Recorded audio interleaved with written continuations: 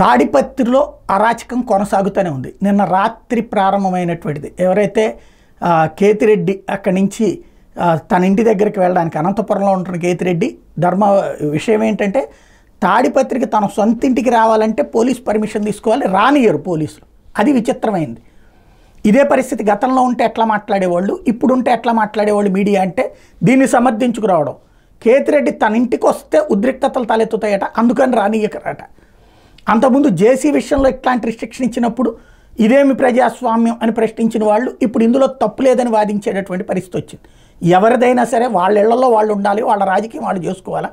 కానీ అరాచకం ప్రబలుతూ ఉంటే దాన్ని కంట్రోల్ చేయడం మానేసేసి దాంట్లో వివరణలు ఇచ్చుకునేటటువంటి పరిస్థితి ఏంటో అర్థం కాదు. తాడిపత్రిలో చివరికి దాడులు జరిగినా, తలకాయలు పగిలినా కవ్వించి తలకాయలు పగలగొట్టించుకున్నారని రాసుకునేటటువంటి దౌర్భాగ్య పరిస్థితుల్లో జర్నలిజం చచ్చిపోతే ఆంధ్రప్రదేశ్లో ప్రజలకి దిక్కు అనేటటువంటిది ఎక్కడుంటుందో అర్థం కావట్లేదు.